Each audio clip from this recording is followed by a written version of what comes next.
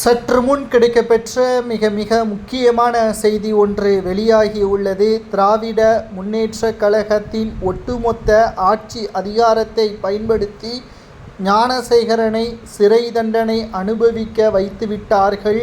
நீதிபதி மற்றும் சரியான தீர்ப்பை வழங்கியுள்ளாரா என்பதை நீங்களே கமெண்ட் வாயிலாக கூறுங்கள்.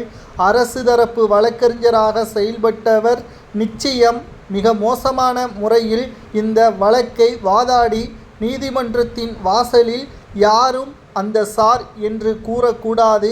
அப்படி கூறினால் நீதிபதி நிச்சயமாக அதற்கான உத்தரவை பிறப்பிப்பார். நீதிமன்றத்தில் வழக்கு கூட தொடங்கலாம் என்று அரசு தரப்பு வழக்கறிஞரை கூறியுள்ளார். பாதிக்கப்பட்ட பெண் கூறுவது உண்மையா அல்லது அரசு தரப்பு வழக்கறிஞர் கூறுவது உண்மையா? பாதிக்கப்பட்ட பெண்ணை கூறியுள்ளார். ஞானசேகரன் கடைசி நேரத்தில் ஒரு நபரிடம் தொலைபேசியில் பேசியுள்ளார். அந்த நபரை சார் என்று அழைத்துள்ளார். இது எஃப்ஐஆரில் பதிவு செய்யாமல் இருந்துள்ளது. எஃப்ஐஆர் காப்பி மாற்றப்பட்டது. காவல் ஆணையர் யாருக்காக உதவினார் என்ற பல்வேறு கேள்விகளையும் சட்டசபையில் எதிர்க்கட்சி தரப்பினர்கள் மட்டுமல்ல பொதுமக்களே வீதியில் இறங்கி போராட்டத்தையும் நடத்தினர். இங்கு பிரச்சனை ஞானசேகரனுக்கு சிறை தண்டனை கொடுக்க வேண்டும் அல்ல. ஞானசேகரனுக்கு பின்னால் அவனை தூண்டிவிட்டவன் யார்?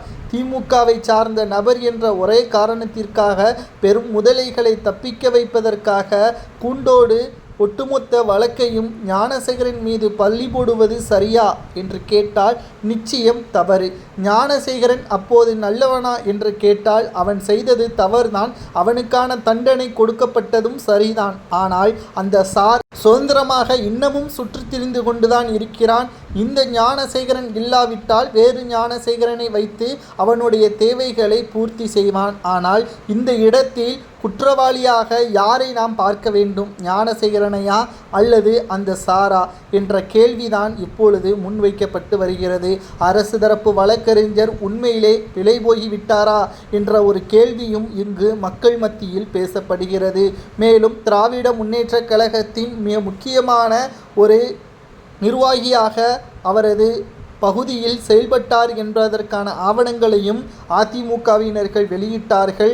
ஏன் ஞானசேகரன் வீட்டில் உட்கார்ந்து சாப்பிடும் அளவிற்கு திமுகவின் சில அமைச்சர்கள் இருந்தார்கள் என்பதையும் ஆதாரத்துடன் தெரிவித்தார் எதிர்க்கட்சித் தலைவர் எடப்பாடி பழனிசாமி அவர்கள். ஆனால் அவர்களிடம் ஏன் விசாரணை நடத்தவில்லை? இந்த வழக்கு முறையாக சிபிஐ துறைக்கு மாற்றப்பட்டிருந்தால் நிச்சயம் அந்த சார் கைப்பற்றப்பட்டிருக்கலாமா என்பதை கமெண்ட் வாயிலாக கூறுங்கள்.